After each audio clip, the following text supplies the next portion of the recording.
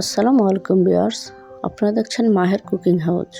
আজ আমি আপনাদের সাথে শেয়ার করব কীভাবে অল্প উপকরণে ঘরেই তৈরি করা যায় কাচ্চি বিরিয়ানি।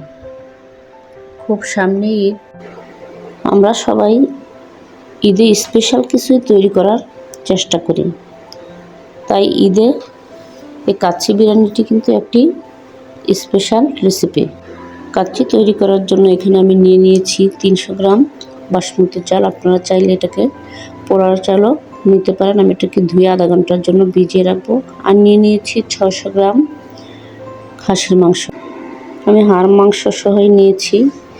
এখানে আমি এখন মিক্সড করে নেব আদা বাটা, রসুন বাটা, জিরার গুঁড়া, পেঁয়াজ বেরেস্তা করে রাখা, টক দই, লবণ,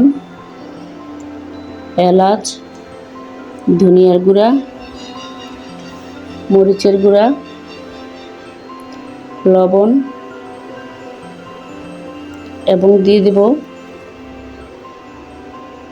বিরিয়ানির মশলা। তারপর আমি দিয়ে দিব 1 কাপ পরিমাণ তেল এবং দিয়ে দিব পেঁয়াজ কুচি। সব কিছু দিয়ে একসাথে আমি এটাকে মিক্সড করে রাখবো।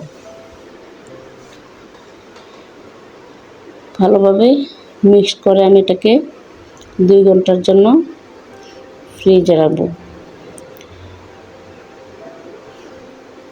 তারপর আমি দিয়ে দেব টমেটো সস এবং সয়া সস। সব কিছু ভালোভাবে মিশিয়ে ম্যারিনেট করে আমি রেখে দেব 2 ঘন্টার জন্য ফ্রিজে। আপনারা চাইলে এটা বেশিক্ষণের জন্য ফ্রিজে রাখতে পারেন। আমি এটাকে কুকারে রান্না করব, তাই আর বেশি রাখার দরকার নেই। 2 ঘন্টা পরে আমি এটাকে নামিয়ে আবারও নেড়ে চেড়ে ভালোভাবে কুকারে সাজিয়ে নেব। এবং আমি আলুগুলোকে আগেই একটু লবণ দিয়ে ভালোভাবে ভেজে নিয়েছিলাম। আমি আলুগুলো সাজিয়ে দিলাম, দিয়ে দিলাম পেঁয়াজ বেরেস্তা করে রাখা এবং দিয়ে দিলাম আর একটু পরিমাণ তেল। এবার আমি চাউলটাকে সিদ্ধ করতে চলে যাব। আমি আগেই পানি বসিয়ে রেখেছিলাম। চাউলটা দিয়ে দিলাম 2 টেবিল চামচ তেল এবং দিয়ে দিলাম শাহি জিরার গুঁড়া। দিয়ে আমি এটাকে 50% সিদ্ধ করে নেব।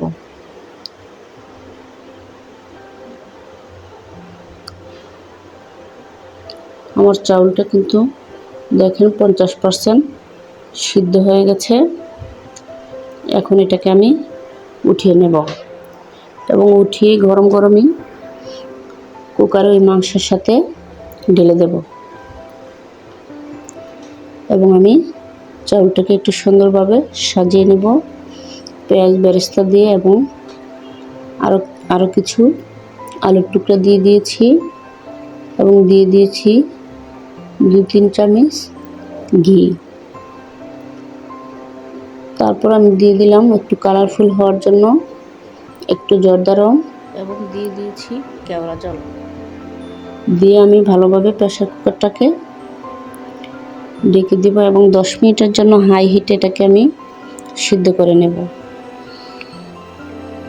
তারপর আমি লো হিটে এটাকে আরও 40 মিনিট সিদ্ধ করে নেব, যাতে আমার খাসির মাংসের টুকরোগুলো ভালোভাবে সিদ্ধ হয়ে যায়। এখানে কিন্তু আমার এটা মোট 50 মিনিট হয়ে গেছে। এখন আমি বিরিয়ানিটাকে উঠিয়ে ফেলব। দেখেন রাইসটাকে একটু সরিয়েই আমি নিচ থেকে উল্টিয়ে দেখাচ্ছি। এবার এটাকে আমি সার্ভ করে নেব।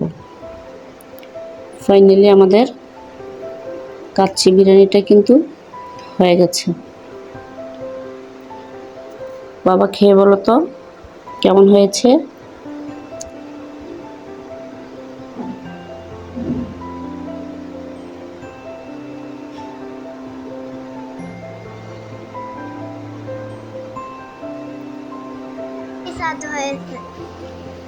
সেই স্বাদ হয়েছে, মাশাআল্লাহ।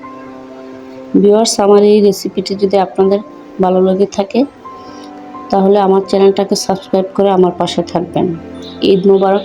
আল্লাহ হাফেজ। ভালো থাকবেন।